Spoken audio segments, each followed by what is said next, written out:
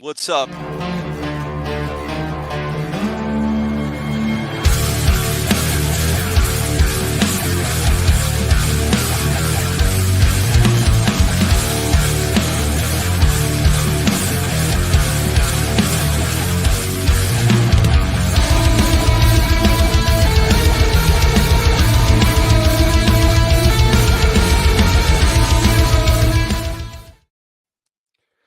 What is up, Phillies fans? Welcome into the first of many Phightins Phinal today in the 2024 season.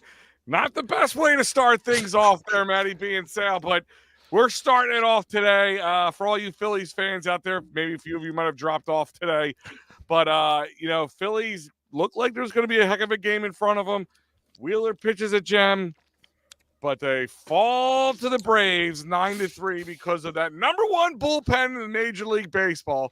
Just couldn't get the job done. Guys, welcome in. Of course, like I said, I'm here tonight. Normally, this is a solo show, but we figured we need to bring in the big guns and Sal for for the first one.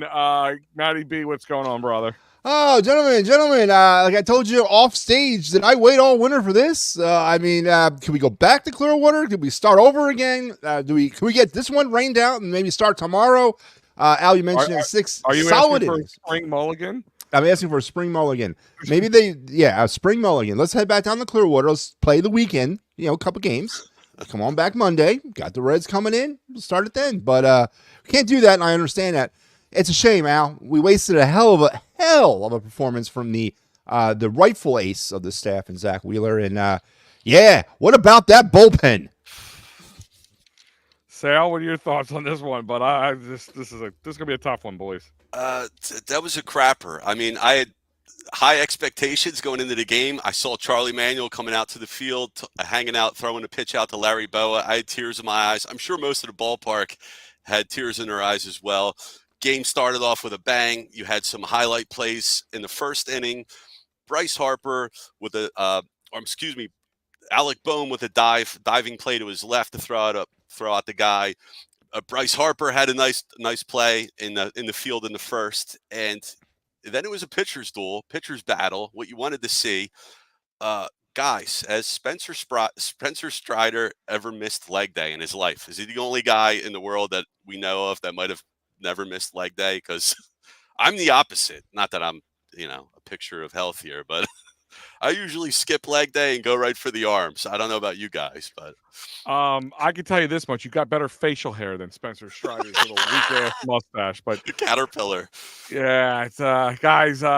Let's real quick before we jump into the next part here, and remind you guys that this is brought to you by our newest sponsor. That's right, Streetlight Kitchen Bar, 5400 Ferne Blvd, Drexel, PA, in the Holiday Inn and Suites at the Drexel Brook Event Center. Guys, great place to grab a meal. Nightlife is there. Also, a great place you need a place to stay if you have people coming in out of town, or throw a huge wedding. It is gigantic, but it is also a great place just to go out for an evening on the town. Go to the Streetlight Kitchen Bar, and it'll be the home of the first live on location Phightins Phinal, April 7th. That's right, a week from this Sunday. We will be there live on location, hopefully talking about some victories, not so much the schlock we're going to go over now. But real quick, I want to hit some of these comments here. Michael Papernick, minus 14 top four hitters. Yeah, 0 for 14. It is not the way you want to start. Philly sports doing the most today. Yeah, a bunch of the letdowns going on today in Philly sports there, Marshawn. 162, book it. There we go, dives. Schwarber 0 for 4, but it's okay because he's a slow starter. I guess you want to take we'll go over and say you want to take your pot shots, but the strikeout king was not Kyle Schwarber today. If you want to take your small victories, Robbie pulling Wheeler. I don't even know if that's the problem. We'll get into that in a moment. I'm already done, Jeff Urban checking out. Yep, they are done, according to Robert. Told all you homers. What did you tell us, Rudy Poo? What did you tell us? And who you calling a homer? Yeah, well, not even just that. Not even just that. It's one game. It's the first game. What are you telling me? Are they losing everyone? All right, let's Season's over. Unreal. I believe that he actually means that. I believe Yeah, Pat well, means that.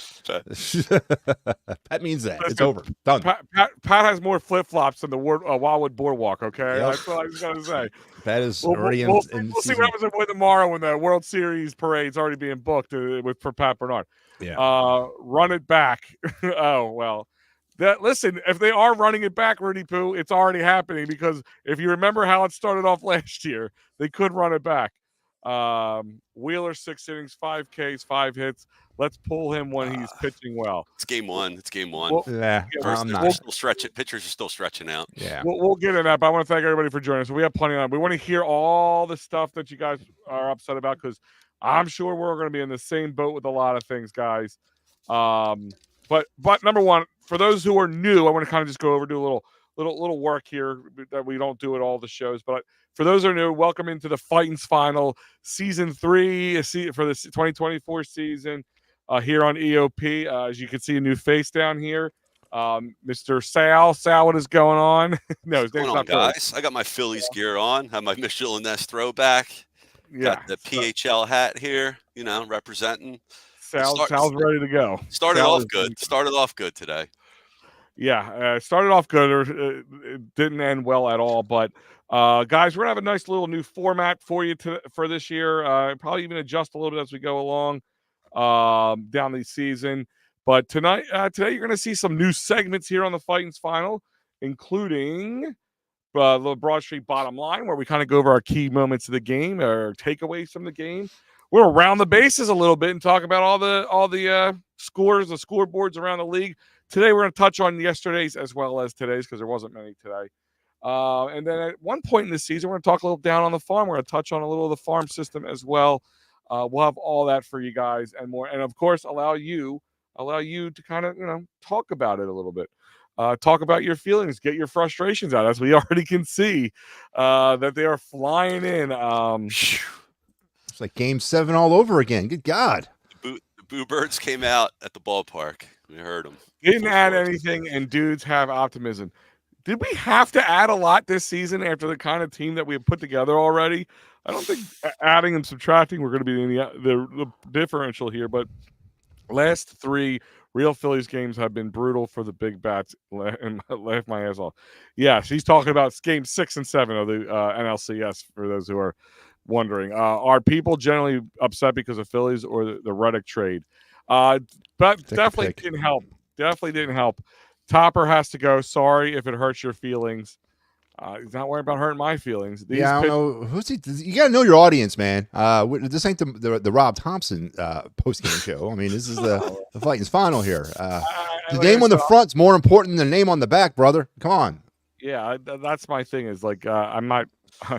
I'll take whatever a win gets. The Reddick trade sucks because he's the best Temple player ever, but it had to happen. Way more disappointed in the Phillies bullpen, which was considered the MLB best. Yes, which we're going to touch on that in a little bit. Yes, whatever. Yes, too. I know. Let's not put some of the blame on Robbie for pulling his starting pitcher who was pitching real good. We're going to get that. I mean, listen, guys are not going to pitch 8-9 innings, especially early into the season. Going, seeing how guys kind of got dead arms later into the season or into the postseason last year. We'll talk about that in a moment. But as we said, we're going to touch on everything. So why don't we do this, Matty B? Let's start with the box scores for the Phillies, which not really much to start with the Phils, but there's plenty of box for the Braves. Yeah, I'll take you guys around the box score. Of course, the Braves would finish with 9 runs on 13 hits, no errors. The Phillies 3 runs, 5 hits in the Trey Turner first error of the season, for those of you keeping score at home like me. On the other aspects of the box score, the Phillies, I kind of made a big thing of it that the Phillies had not averaged 9 strikeouts a game last year. Listen, that was not a challenge to average more, because hopefully the Phillies don't. I was not wanting them to up their game, but today definitely they look like they're doing it. 15 Phillies struck out. 15. So that means if you're doing the math at home, they're averaging 15 strikeouts a game. So, that's not. Oh, look at the bullpen's ERA, though. Yeah. If you're trying not to make yourself vomit, don't look at the ERA of the bullpen yet. As far as the runners on left on base, Phillies only left 5 runners on base today, which is a positive thing because they didn't really get many hits or any offense going. They were 2 for 5 with runners in scoring position. Folks, put this in your calendars or in your phones or mark this day by some special occasion. The Phillies are batting .400 with runners in scoring position. I guarantee you I will not be able to say that after today, but they are batting .400 with runners and scoring position. On the Brave side of things, they left 9 runners on base. They also were they were 4 for 15 with runners in scoring position. So all in all, Al, it was not a good way to get the season started. It was definitely statistically not a good way to get the season started. We did have the home run by Marsh there to kind of be the only offense that we had. And as far as this game goes, in my opinion, offensive box score wise and stat wise, it is the same product that we had last year coming off the field. I thought they were a little bit more aggressive, and that's a good thing early in counts in this game. They weren't necessarily trying to swing for the fences, but still, you got to be a little concerned. It is game 1, but yeah, you got to be a little concerned. They didn't hit in the spring, and now they're not hitting in the regular season after 1 game. So I'm not saying sell the farm or burn the boats or let's tar and feather Rob Thompson, but you got to start thinking a little bit about this team. I mean, it's going to be a hard swallow to see if this has to happen the same way again. Slow April and May to see them heat up again. But that's why I'm also not going to panic. We know that there's an MO to all this. Mike Papernick, here's my thing is I understand people have certain laser focus on certain players and managers that they want to really put out there. Noting Kyle Schwarber's 200 Ks in 2022 and 212 Ks in 2023. But if you're going to start throwing Ks around for 2024, why don't we blame a little Bryce Harper? He had 3 strikeouts, so only 1 strikeout to Kyle Schwarber. How about Nick Castellanos with 3 strikeouts? I mean, Bryce Harper, all he did was walk. That was it. That was the only positive on Bryce Harper's stat line today. So if you're going to throw, you're going to throw daggers, you got to throw it at everybody. Bryson Stott had a decent day today. Let's go through. I'm going to go through the lineup here in a second, though. I want to hit a couple more of these. Rob Hefner, Patrick Bernard, how are you already? Chill out and eat a cheesesteak, dude. Is Nick going to learn how to read the spin on a ball? I feel like he's just not adjusted at all. Is he talking about Nick Castellanos or Nick Sirianni? Because both people need to know how to adjust. So you got to be more specific there, Dives. Who are you talking about? What Nick? Yeah, look, I think guys. He's the only pitcher in the majors that could probably cake 300 guys this year. I mean, he's a monster. Yeah. And look at them legs. Look at them thunder thighs, man. Mike, now come on. This I'll have to disagree with. I understand they're going to try not to throw him anything to hit. Don't get me wrong. But they have guys behind them. Let's look at this lineup for a second. We'll get into it, and we'll go through it because tell me there's nobody behind them that is, within striking distance here. Kyle Schwarber led off. I know, to the dismay of many.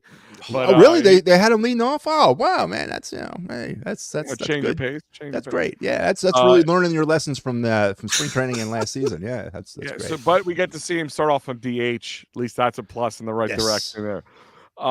He was 0 for 4 with a strikeout today, but he did ground out a few times, which I don't know if that's a positive or not. Just showing that he's not trying to clobber the ball the whole time. But we'll find out. Not much better from Trey Turner. Of course, with the error, like Matty B noted earlier. But he was 0 for 4 with a strikeout. Bryce Harper, he was 0 for 3 with a walk, with 3 strikeouts. JT Realmuto, he didn't do anything until it was a little too late when he walked in the 9th and was scored. But there's 2 strikeouts on his card as well. BCIB, baby. BCIB. Hey, he had a great throw out. He did. He threw colonics. And he was bouncing around back there in the 7th inning trying to keep the inning from it did completely come apart, but they had him, Hoffman, Alvarado, Brogdon. They all had him running around back there behind the plate. Listen, that's correct. I will take that. That was unprovoked BCIB take or so. Sorry about that. You're right. And as colonic, as Sal called him. You're I gonna feel need like a good. need one after this game. Yeah, you're gonna need a good colonic after this game. Killing Alec it. Boehm with two singles today, a strikeout, and hit into a fielder's choice.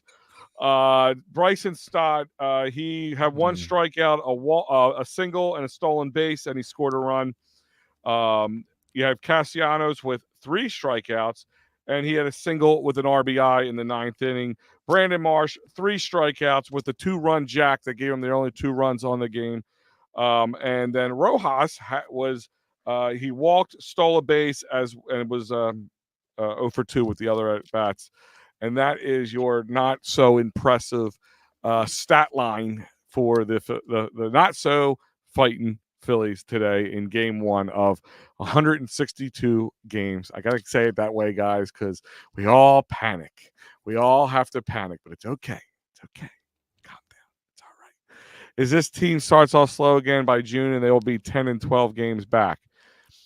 Again, I'm not saying that's not true. I'm not saying I don't want to see that happen, guys, but I mean, worst case is the worst case scenario that you still make the playoffs, and you have a team like I heard the stats come in the regular season. I think they said Spencer Strider was 8-0 with like a 1.9, a sub-2 ERA against the Phillies in the regular season, but he was 0 for 3 in the postseason with a 5 plus ERA against the Phillies in the postseason. So I'm not getting like freaked out.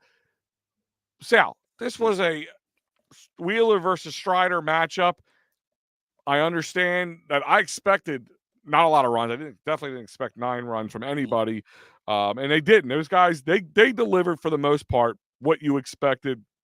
You would have thought who made the first mistake, which was Spencer Strider, would ultimately lose the game. Unfortunately, the bullpen had other ideas. What did you see from Wheeler? Let's start with that.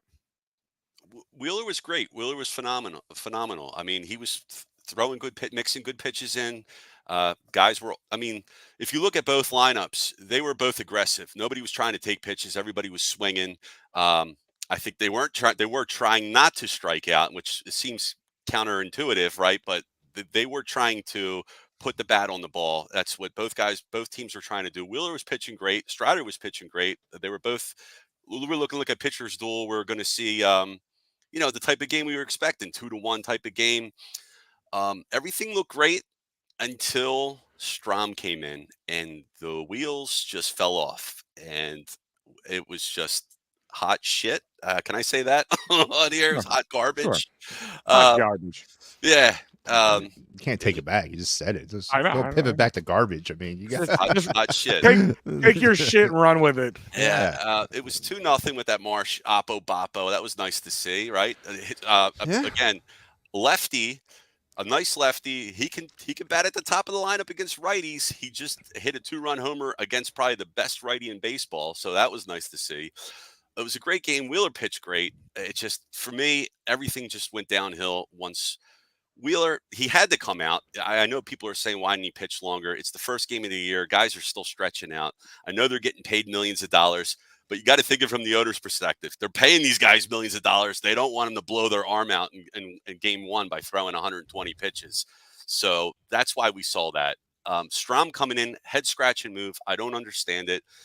Guys, what was Thompson's thought process behind that? Because if you wanted to go lefty, you could have went Soto. If you wanted to just put a fireman in, why not put in Dominguez? Why not put in another hard thrower? Why your long man to come in? I mean, Wheeler went 6, so I'm confused there. So somebody tell me why Strom came in. No, I think Sal. I think we talked. I mean, I agree with you, and but that's, I guess, the basis of the question here. Is Strom the long man?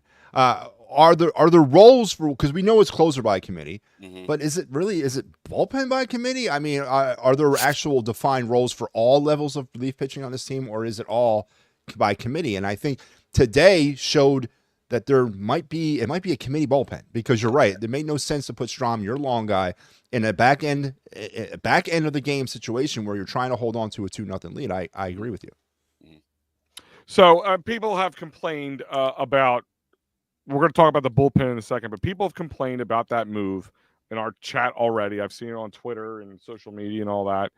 I mean, I don't disagree with pulling Wheeler out. I don't know if you No, I did not. I don't obviously. disagree. No, So I'm not going to get on him for pulling. I know Mike Papernick was in here saying, "Oh, why would you pull him?"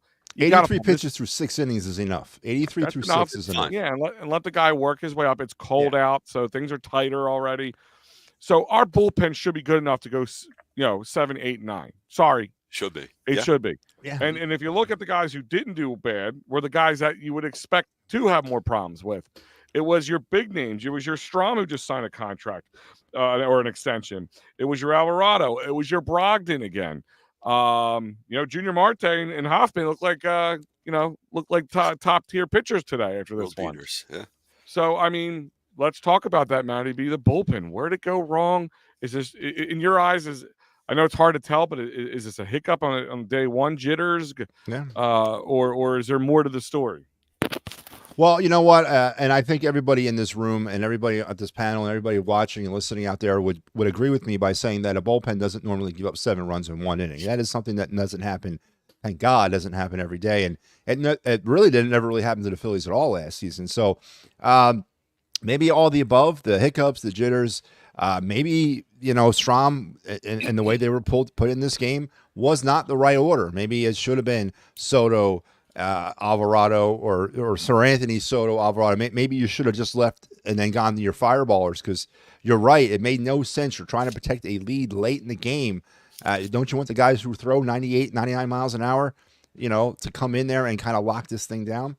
It could be all those things. And I don't expect this bullpen to come out every game and get shelled for 7 runs in 1 inning. That's not going to happen in every game. It was just one of them things. Manager decision, maybe. Jitters, maybe. Poor decisions on pitch count or pitch selection, maybe. It was just one of those things, Al. It's game 1, and I hate to be if I'm sounding like the voice of reason, people need to really throttle back. If I'm coming off as the voice of reason, it's you and Marshawn right now. Yeah, we got to you got to self-assess if I am trying to talk you off the ledge. And it was one of those. It was bad. Yeah, it was bad. I ain't going to sit here and defend 7-run inning. I am not going to do that. There was obviously a problem. There was obviously something that wasn't right. We talked about it. Was Alvarado left in too long? They left him in to face that last batter. Then basically, I think that's when it really kind of came apart. Was after that last batter that Alvarado faced. Yeah, I mean, could you put something? Obviously, you're going to put it on Rob Thompson because he deserves the blame. He does, but he doesn't deserve all the blame. Marshawn saying Matty B is the voice of positivity, not the group I wanted to be part of. Neither do I. And talk about the pitching. Mike, I am going to put blame on Rob Thompson because of that moment. The moment you could tell that he couldn't find the strike zone, even by accident, is when you should have been pulled. I mean, once they went through his 3 batters, it should have been pulled. I mean, not that Brogdon came in and did much better, but it should have changed prior to that.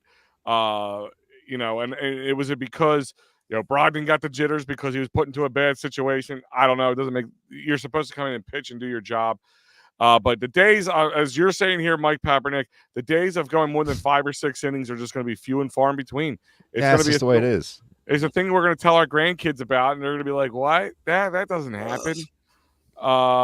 Let's jump in here. Jeff Erb, Strom and Alvaro definitely didn't fool the hitters. No, I think Sal, you said it earlier. Everything was just a rope right down the center. Mm-hmm. That anything when it went over the plate, it was easy hitting. Mm-hmm. And Alvarado always taking 24 to 30 pitches to get through an inning. That is kind of true. I mean, it's not something that is new to us. That Alvarado is it's never pretty. It's never easy.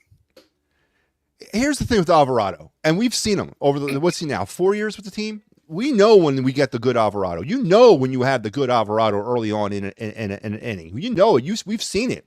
We also know when we get the bad one, and it's like, he's fishing on the corners. He's really low. He's really high. It's right down the middle. This is the bad Alvarado.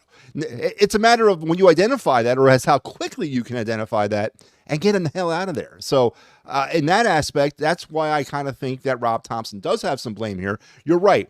Was Connor Brogdon striking a lot of confidence in a lot of people when he came in? He obviously didn't have it today either. But that's, I guess, the biggest problem I'm having. I knew it was the bad Alvarado. Al, you knew it was the bad Alvarado. Why didn't Rob Thompson know that? Yeah. I listen, I get it. Like, it's like, I understand being a skip is not easy, and you have to kind of sometimes stick by your guys. And maybe Rob's thought process, I'm not saying it's the right or wrong thought process, was it's game one. I got to show him a little trust, and I can't ruin this mentally at this point. I know people are like, oh, you got to be tougher about it. Well, it's games are mental too. It's a different world we live in. So sometimes you got to think like that.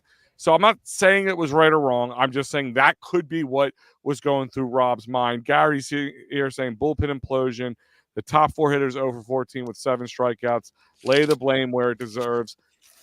That's where I'm going. I'm going with this a little bit. I'm blaming the players.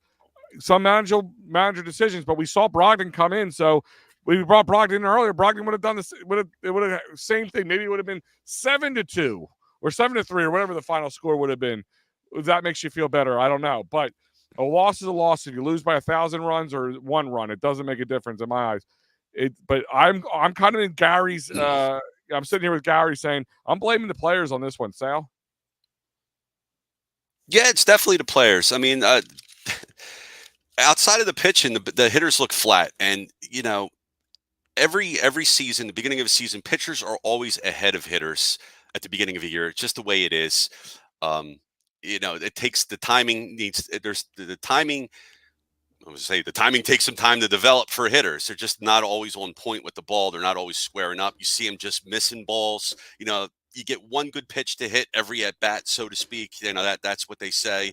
And guys were just missing one. I saw Castellanos had a ball, was right down the middle, fouled it right back. If he would have, a half inch lower, he could have knocked it out of the park. So pitchers have a half step on hitters at this time of the year. It goes for both teams, though. Yeah. It goes for the entire league for now. Yeah. Real quick, guys, I remind you, if there is games, there's 161 more of these games, and you want to get out, grab some tickets, do what we do. Go to Sherry'sTickets.com. Sherry'sTickets.com, family owned and operated since 1946. Sports, concert theaters, you name it, they got. You don't even have to live in the area. If you want tickets to a local in the United States, they are available at Sherry'sTickets.com. No hidden fees. You're not going to get bamboozled at checkout, and you're going to save an additional 10% off with that great promo code EOP10. That's right, EOP10 will save you 10% off at Sherry'sTickets.com. That's right, Sherry'sTickets.com. EOP10 will save you 10% off. Let's hit a couple of these comments before we move on to the next part here. Marshawn saying, y'all worried about E5 Turner? Oh my God.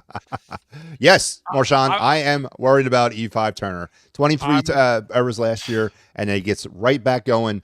Absolutely 100%. And that error was fundamental shortstop play.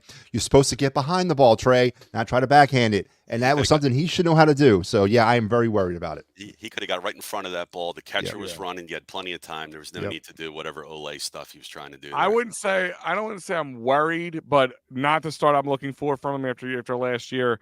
Where I worry is if he looks like he's still struggling there later. I'm not worried in game one, but it's not the start I'm looking for.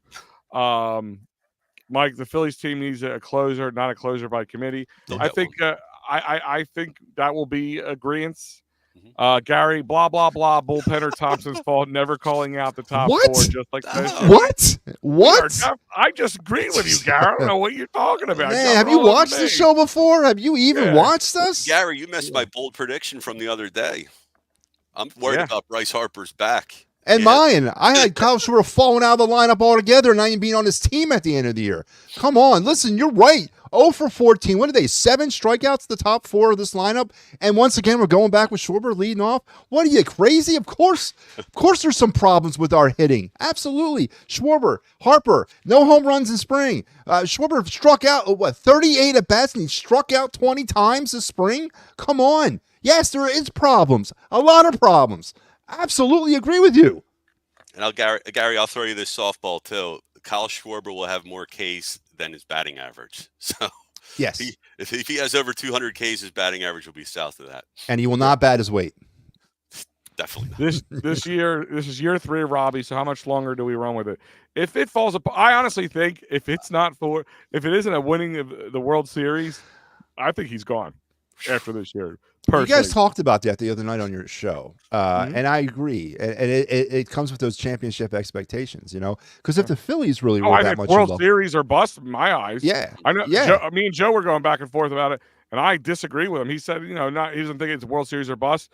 I think absolutely. This team, the quotes they were having, they're tired of watching it. They're tired of coming up short. It is World Series or bust. Darren is saying last year's results for this year. One game. Guys, I understand you're trying to jump on. Can we put a 1 up in front of the screen, Al? Can we get a 1 just slapped up there? Maybe we should have a ticker just game 1 of 162. Yes, good. Game 1 of 162. Again, if I am telling you people to get off the ledge, there's a problem. You need to step back, man. Matty B built the ledge. Wow. It has been dedicated to the ledge, and he keeps having Pat Bernard dancing on it. Yes, step back a little bit. It's going to be okay. It's March 28th, or is it 29th? Sorry, I thought it was just right. It's March 29th. Charles is saying Wheeler should be mad at the bullpen. Everybody's mad at the bullpen. Is it time for an ovation already for tonight? No ovations this year. There's no ovation. That's pandering at that point. Jameson wants to know, how can you all look at how last season and not address the bullpen at all? All right. We'll get into that in a minute because we're getting ahead of ourselves. They really didn't address it. No, he's right, though. There is something to that. He's right. I mean, all right, we'll get to that in a moment. We minus one player. We'll say that, yeah. We could have used another canceled game. Yeah, we were asked if we could rerun that. I was there. They lost at the plate. Oh boy, wait. Oh, by the way, hi guys, Mike Lauro. How windy was it down there? How really windy was it? Because it looked really windy. Oh, the ball was moving all over the place. You could see the flags and everything. The Phillies won't get a legit closer because Robbie doesn't like to use a regular closer. He said this. He said that? But that's not up to him. That's Dombrowski. Mm-hmm. Yes. That's Dombrowski. If they say they went and signed a Hader this offseason, you think they're not going to use him as the closer? Yes, they would. That's on. They'll get an armor. I'm not defending him, but looks like it's a team philosophy or organizational philosophy, not just a managerial philosophy. Just my 2 cents. CJ was right. Philly fans are obnoxious. Very windy. Well, that's some in-depth reporting, Mike. Thank you very much for providing a lot of clarity on the wind situation at Citizen Bank Park. Folks, you've heard it here. Mike Lauro of the Edge of Philly Sports and the Phightins Phinal has just confirmed it was very windy down at Citizen Bank Park. Yeah. You will not get coverage like that anywhere else but here, folks. That and your iPhone. Real quick, guys, remind you before we move on to the next segment here. We talked about it, Streetlight Kitchen and Bar, 5400 Ferne Blvd, Drexel Hill, the Holiday Inn and Suites. Drexel Hill Event Center is the newest sponsor here, the Phightins Phinal. We also will be doing some on-location pre- and post games. First one, April 7th, and newly announced free ticket giveaway. That is right. There will be a free ticket giveaway. You have to be there to get a ticket, to get a chance to win. That is right. Free ticket giveaway at the first one on April 7th at the Streetlight Kitchen and Bar, 5400 Ferne Blvd, Drexel Hill, PA, and the 19026 Holiday Inn and Suites at the Drexel Brook Event Center. Woo, I get winded when I say that name.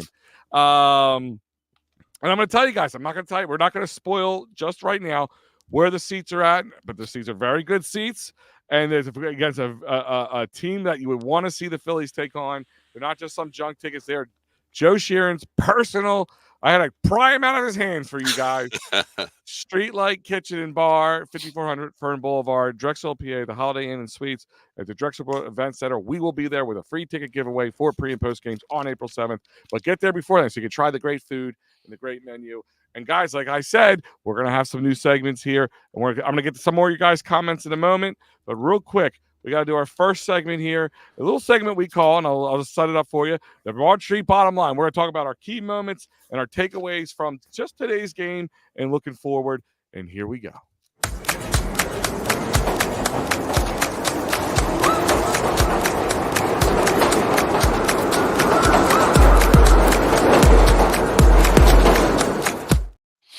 All right, guys, welcome to the Broad Street Bottom Line. Matt, I'll start with you. What are your key and your defining moments from this game today with this horrible just schleck of a game? Well, I hope I'm sure we can use the same ones because I think we're all going to kind of gravitate towards the same things. Obviously, it's that 7th inning and the bullpen and maybe the misuse of certain pitchers in certain positions and certain whatever. But they just weren't sharp. They weren't good. Did Rob Thompson leave Alvarado in too long? What was Matt Strahm doing in that position in the first place? I'm going to go ahead. Whatever it was the 7th inning bullpen. But I'm also going to take a play on the offense because, people are right. We're going to gravitate towards the bullpen. But once again, the bats did not show up. 0 for 14 top 1 through 4 hitters. They struck out 7 times, and the team as a whole struck out 15 total times. Listen, we can't have that. They averaged 9 strikeouts last season.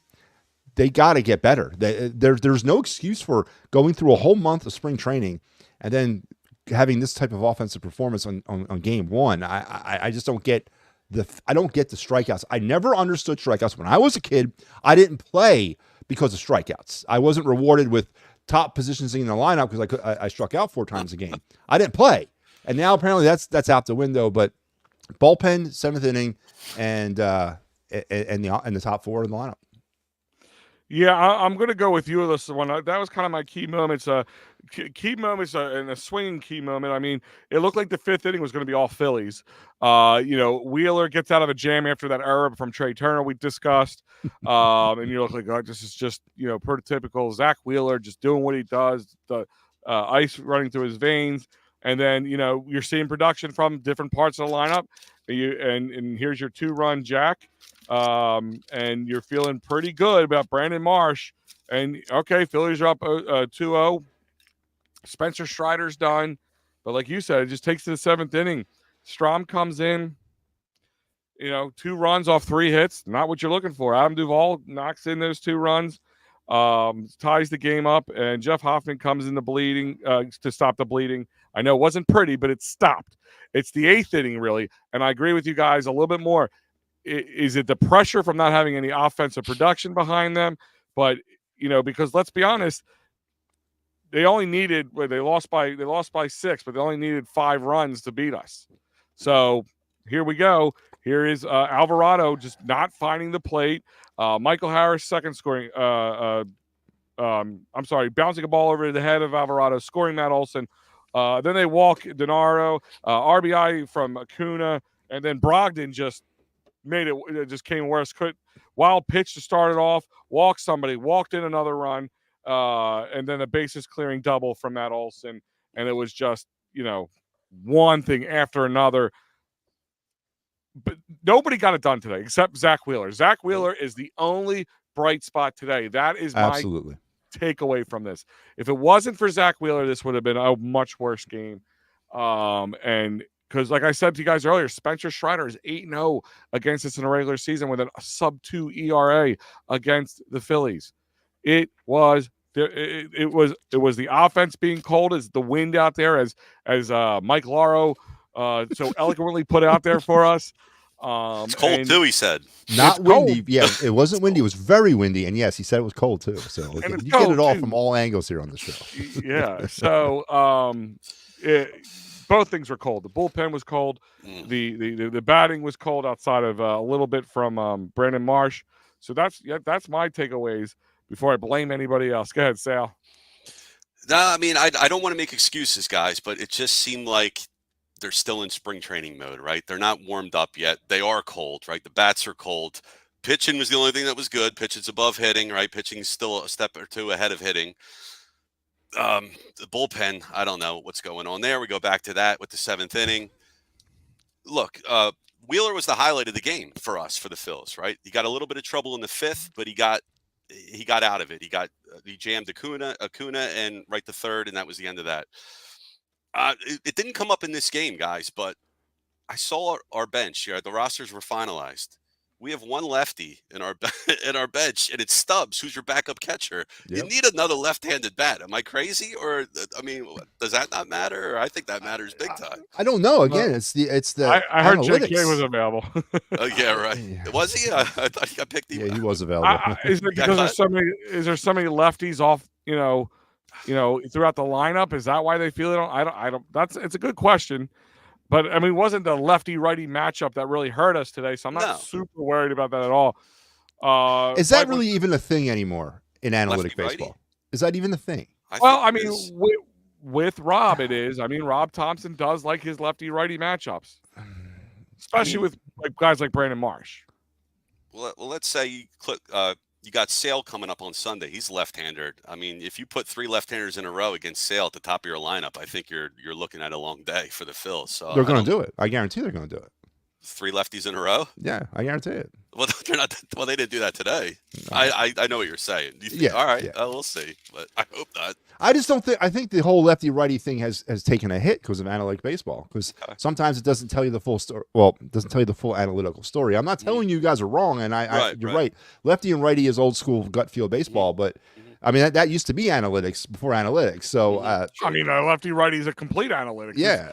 I mean, I hate to break it to people, when people use the term around analytics has been in baseball. An ERA is an analytic. A WAR is an analytic. Right. A batting average is an analytic. Right. Now, do they go to them a little more and help them make their decisions more? Yes, that's where the analytics becomes a problem a little bit. Our boy Ryan Swope chimed in here. I haven't seen his face in a while. Besides Bohm and Stott, nobody looks to hit. They are over swinging and thinking long ball. I mean, I don't think they felt like they were all thinking long ball too much today. What do you think, guys? No, I think they were actually doing a good job early on in the game. As the game wore on, they got really cold and they couldn't make contact at all. But I thought they were aggressive when they had to be, and they weren't aggressive when they didn't have to be. And I liked the approach today. I did. I actually did like the approach. Against the K pitcher like Strider, you don't want to get in the hole with him because he is going to punch you out. So you do want to be aggressive, swing, try and get the bat on the ball. You know, simple as it sounds, but didn't work out the way they wanted. No. I'm going to hit a couple more of these. Sean Murphy with an apparent oblique injury. Yeah, you saw him. What was that? The 5th or 6th inning. He just took a big swing. Right? Big swing, and you saw him grabbing his side. Now, you never want to see that. Even though you don't like the Braves, and I hate most of their faces, I don't like seeing that. Anytime, oh, by the way, the crowd was all over. Yeah, you could hear it. And I actually had to tweet out at Crucker and T-Mac and ask them if they get one of the ushers to remove the lady. There was one obnoxious lady that keep getting picked up by the mics about Strider. Her voice could make you just want to chew glass. My husband is better than yours. Is that what you heard her say? Yeah, I heard her say my husband's better than you, Strider. I'm like, what? Is it pitching or is it cooking or whatever? That's some heckling. No, that's some heckling right there. It sounds like an ex-girlfriend saying it's better than you. Sean Murphy went into IL. As he went on the IL, or later on tonight we'll probably. All I got to say is, if I'm Strider, I'm asking who wants mustache rides. That's all I'm saying. Yeah, dude. The 1805 called him and he wants his mustache back. Man, I can't get over it. That's gross. Topper overmanages. Dude, he thinks he's Tony La Russa out there. Did he over or undermanage? He undermanaged, actually.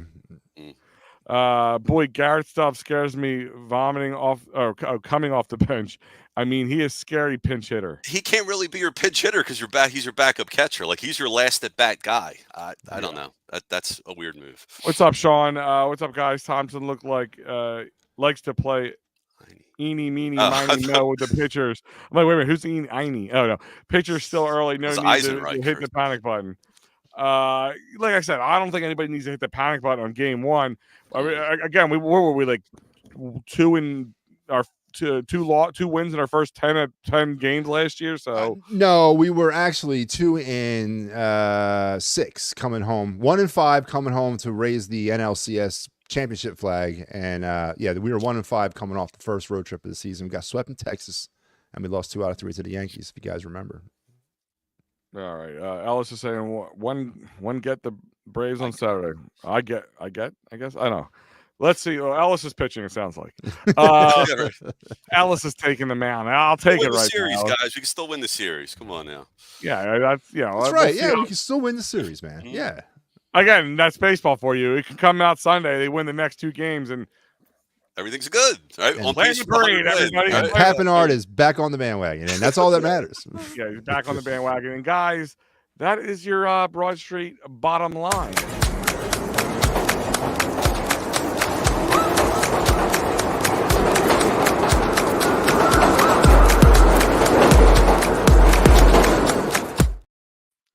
have to shorten that. I don't No, know. I like that. No, I like that. Okay, all right. Make it all right. longer. Going down a roller coaster or something. I like that. Yeah. Why don't we do that? Make it a rock and roll. Like, Here you go. Real quick before we jump into Around the Bases, guys. Mind you that this is brought to you by cherryinjurylaw.com. That's right. David R. Cherry is the man with the plan to fight for your rights. Workers' comp, motor vehicle, personal injury, criminal law. When you need somebody who's not going to strike out at the plate, who's gonna make all the right decisions, you need David R. Cherry at 610-565-0300. Cherryinjurylaw.com. Again, call Dave Cherry at 610-565-0300.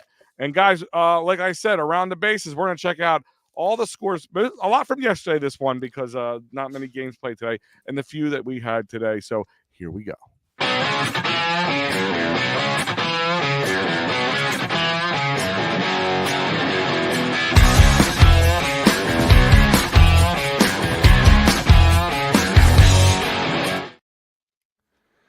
All right, everybody, let's take you around the bases from yesterday. For those of you who are still kind of cleaning up from the flood and bailing out all your basements and making sure that you are assessing all of your property damage the right way because of that massive storm that caused the Phillies game to get rained out yesterday, there was baseball on the actual opening day in Baltimore, which last time I checked was 45 minutes south of here, and there was no rain there, but they played. The Orioles were all over the Angels 11-3, but Mike Trout became the first player to hit the first home run of 2024. In Chicago on the north side, or south side, sorry, it was 1-0 Tigers over the White Sox, 4-1 Twins over the Royals, Yankees 5-4 over the Astros. The Pirates beat the Marlins 6-5. And the Padres over the 49ers over the Giants 6-4. Out there in LA, it was 7-1 Dodgers over the Cardinals. The Blue Jays all over the Rays 8-2. The Reds beat the Nationals 8-2. Final in 10 innings, you had the Rangers over the Cubs. Guardians all over the Athletics 8-0. Red Sox 6-4 winners over Seattle. 16-1 Diamondbacks trounce the Rockies. And the Brewers and Mets were actually rained out yesterday because they actually got rain in the Manhattan, New York City area of the country today. Phillies, of course, fell 9-3. And then in the other game that happened this afternoon, it was 3-1 Brewers over the Mets in the Rhys Hoskins controversial game, and I'm sure we'll probably address that here in a minute. Did you guys see later that? tonight? That was yeah, awesome. We saw that. Later tonight, it'll be the Pirates in Miami against the Marlins. The Yankees will continue against the Astros. Red Sox and Mariners. Guardians, Athletics. Rockies, D-backs. Giants, Padres, and Cardinals, Dodgers. And that is your scoreboard. Look around Major League Baseball and your scoreboard for tonight.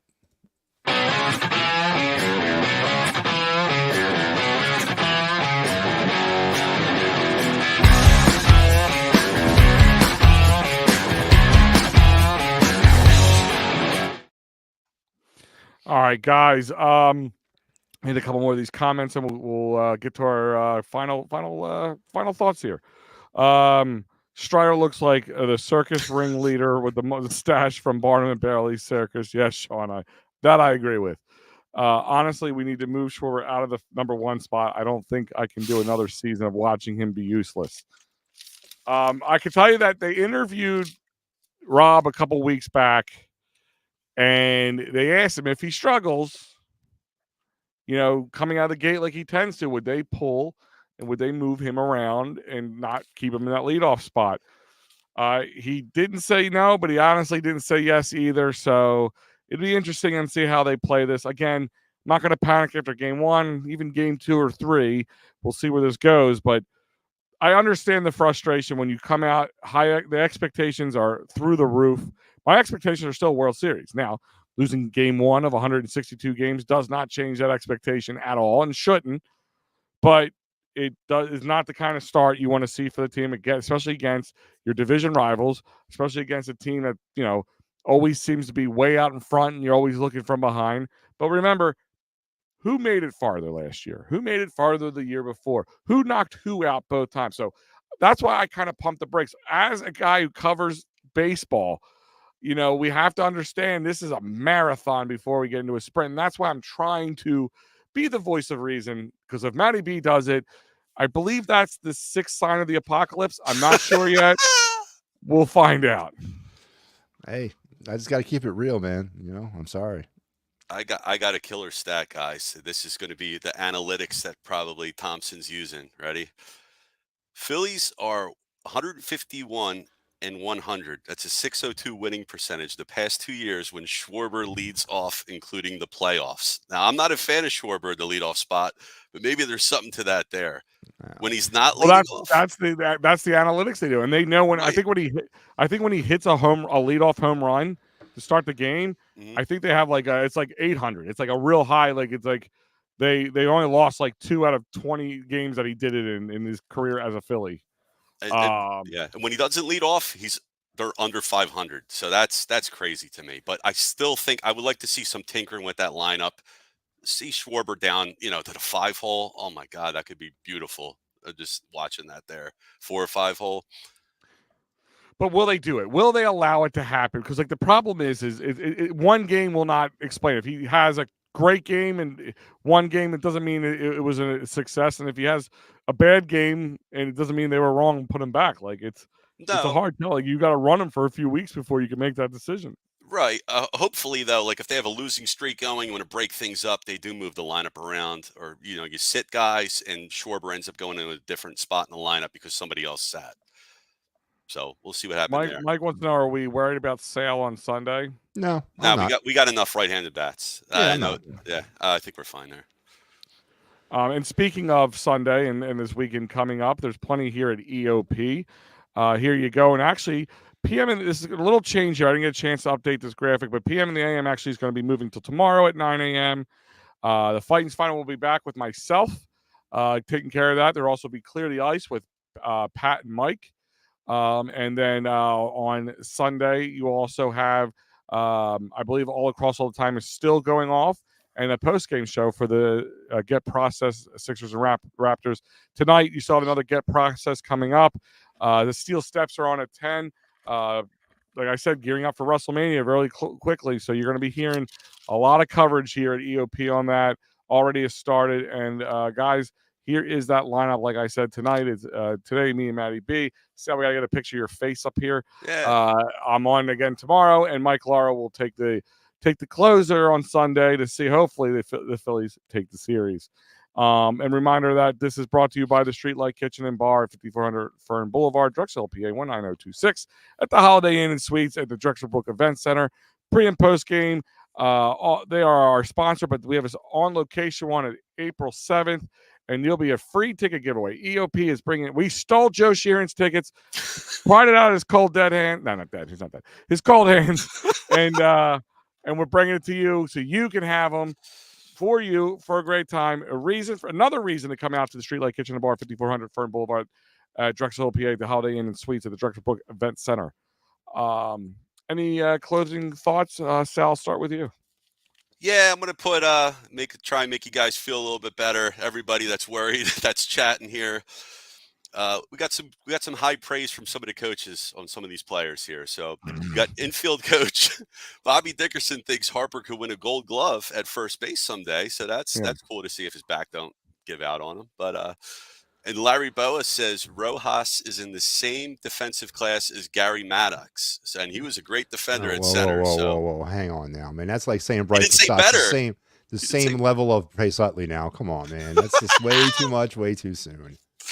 All right, but I'm just gonna. I'll end with this. Number 9 hitters in MLB the past 2 years hit a combined 228 with a 292 on base percentage, a 357 slug, and a 649 OPS. If Rojas could do that, we're fine. Big gift. Listen, my Rojas prediction was he's going to cement himself as a center fielder. Everybody forgets he batted 302. He did fall apart in the postseason. I understand that. And listen, Young didn't have a lot of time.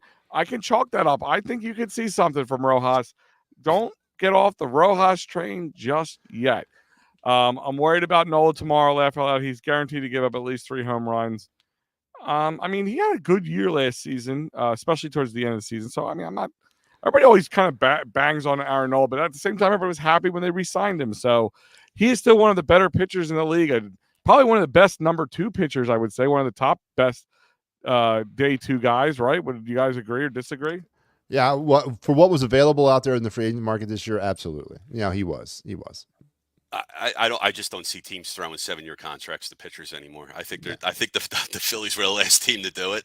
I see what teams are doing now, and I think this is the best way to go. They're signing pitchers to 1 and 2 year deals with opt-outs, so the pitcher can just get the hell out of town. You're giving them big money up front. I think that's a sound way to go about getting free agent pitchers in the future. I think though in the Nola Wheeler case, these contracts were given out to kind of match up with the window of winning that they think this team has, and they don't want to have to worry about 1 and 2 in the rotation. And obviously the Andrew Painter injury last year, I think, changed a little bit of the projection of some of the developing pitchers down there in the farm system. So I think this was a contract. These contracts were given to last the life of what this team is probably expected to win. Yeah. Mm-hmm. Jameson says this is a wild card team that will trash some terrible clubs in the first round, beat the Braves in the second, and fall apart in the LCS. It's like almost it's like you've seen this before. It looks familiar. I think it looks awfully familiar. I mean, listen, like I know, like somebody said earlier, and I said we would talk about it real quick, and I'm not going to keep us too much longer, but I know we talked about it, and we said, we were a little nervous about. They were a little nervous because they don't feel like a lot of moves were made in the offseason, especially in the bullpen. But as many moves as if you just look at the moves in the last 3 years, we've probably made more moves, signed more money than most people outside maybe the Dodgers. Big money deal. I mean, you trade Turner last year. You signed Aaron Nola to a long-term deal. I mean, I know he's not a new piece, but he's still that's a big signing. You extended Zach Wheeler. That's right there. Strom, I think was still, even though he had a bad game, I think in the long run he'll pay off. Yeah. We'll see where Brogdon goes. The Soto signing was actually the one that's going to scratch my head a little bit for a while because he's still on a milk carton. But like I said, like they made a lot of moves. A couple of years ago, you signed Nick Castellanos, you could sign Kyle Schwarber in the same year, back to back. Nobody saw that coming. Thought it was one or the other. Right. Yeah. Alec Boehm has established himself as an everyday player and doing really well. Bryson Stott just looks like the sky's the limit for him. Bryce Harper came in and played first base, and he's owning it. Mm-hmm. Where else do I need to keep going with this? Center field, we had Brandon Marsh move. Now you have a left fielder. You don't have to worry about seeing you don't see Schwarber out there too much. If Rojas keeps up with his defense and just delivers like a 250 batting average, I'm going to be happy. Yeah, listen, they invested a lot of money over a lot of years and a lot of good high-priced players. I mean, you cannot strip this team down year to year and try to rebuild it and try to stay competitive every year. Howie Roseman, are you listening? You can't just do that because it doesn't work. You got to develop continuity with players. They got a really good team. They do. Mm-hmm. Is there some pieces missing? I believe, Sal, you mentioned it on the show on Sunday. Yeah, there might be some pieces, especially in that bullpen, that are missing. And I agree with that. The bullpen was a little bit of a shaky, non-addressed issue. I mean, they got rid of Kimbrel, but then they replaced him with Kerkering. I get that there. But, if you look at this bullpen, 90 wins. They were one of the best in the league last year. They had a bad day. There's no getting around that, and I'm not going to sugarcoat that. But it's one game. And if they go 1-7, they go 1-10, they go 2-20, or maybe 2-20 is a little bit different, but I think they're going to be okay. I understand, and again, I do understand the people's frustration out there, but this is if you called up the Oakland A's right now and said, "Hey, you guys want to switch teams? You know what? You want to switch teams right now?" I guarantee you the A's would take them. All right, and just for the purpose of putting butts in the seats in the last year in the Coliseum. So there's a lot worse places to be in. We're in that kind of sphere of competing teams. A lot has to happen to win a World Series, and the season is literally just started. So. Yeah, I mean, today was frustrating. Today was very frustrating. Some of the problems that the Phillies have had in the past were on display here today. There was not much, in my opinion, learning lessons that were learned from last season because it looked like we were doing the same things, but you got to give it more than one day. Yeah, and let me just kind of break down our bullpen now. It's shaky right now, but going into this season, Matt Strom, they liked Matt Strom. Matt Strom is an intense guy. There was not a problem with him. He had a bad game today, absolutely. And Mike Sittner said, "What pitchers outside of Hamels, Noah, and Suarez have panned out for the Phillies in the minor leagues?" We haven't seen Abel. We haven't seen Nick Abel yet. We haven't seen Andrew Painter yet. Gavin Floyd panned out well for the Chicago White Sox. Gio Gonzalez panned out extremely well for the Chicago White Sox. I mean, we've produced some pitchers. I'm just saying, go back out to the 08, 09, 10. Carrasco. Carrasco panned out real well. Yeah, he did. Not for us, but for But a lot of these guys didn't always. They're not every guy that was here when we were that good. Were homegrown guys. Right. That's the key thing people forget. But I want to just go through this for a second. Jeff Hoffman was a kind of a gem found in the haystack here. Alvarado, when he's on, everybody loves him. Brogdon, he had a really good season last year. Not a great start. Marte is very up and down. But when Dominguez is hot, Dominguez is good, and everybody knows that, and he's dominant. I guess Sanchez is a starter, so he's not really a Soto. I don't know what's going on with him. He's definitely not panned out. So we'll see where this team goes. But this bullpen isn't on paper that bad. But if they are not ready, that's a different story. And that might be where, Mike, you get your time. Kerkering. Don't forget about Kerkering. I mean, there's another guy that he's homegrown. He might be a big piece. I don't know. Was he saying Ryan Madsen and Brett Myers were both homegrown? Yeah, okay, that's good one. Two guys. We were all excited about the four aces. Outside of Cole Hamels, no, those guys were homegrown. Brought in Roy Halladay, Roy Oswalt. I mean, that's my thing. It's not always about being homegrown. It's about having the team ready to go and cohesive. That's the key thing. I would like to see more homegrown guys because you know what?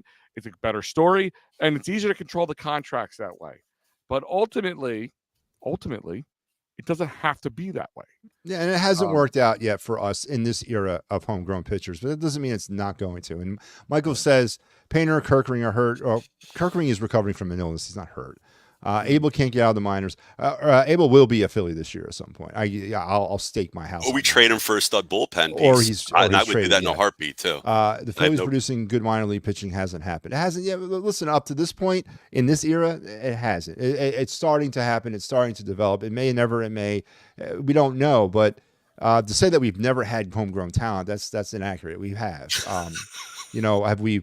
Do we have Maddox and Glavine? No, we don't. But Maddox, Smoltz, and Glavine. No, we didn't do that. But hey, listen, it's not. I think actually for somebody who follows the minor league system, I think it's pretty good right now. It's definitely on its way, and listen, definitely good help coming.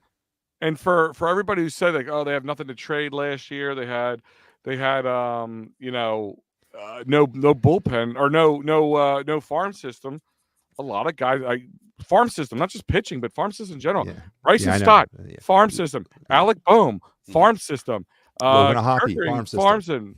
Oh God, what has we gotta do our Logan O'Hoppe. Is that your guy, Matt? Logan O'Hoppe is going to be a stud in the major league. We had he was blocked by Real Muto. Whatever. Logan O'Hoppe wins the World Series, I'll let you have. But until then, No, I don't care about them winning World Series. He's going to win MVP. That's what I want to see.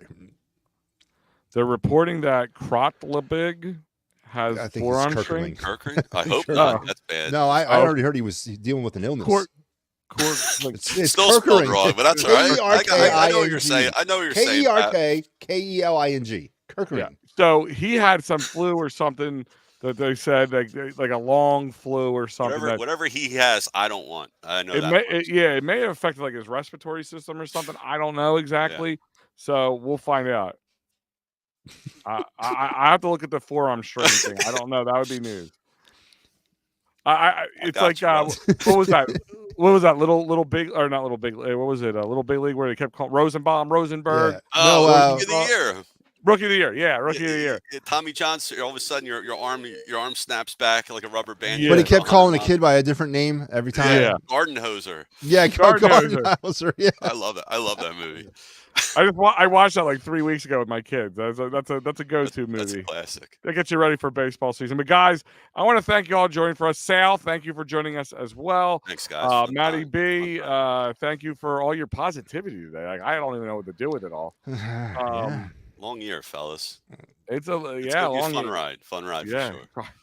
Matty B's like, this is typical marathon for me. I do this all the time, whatever it is. But guys, again, thank you to all our sponsors, starting with Sherry'sTickets.com. Finally, use that promo code EOP10 to save 10% off at Sherry'sTickets.com.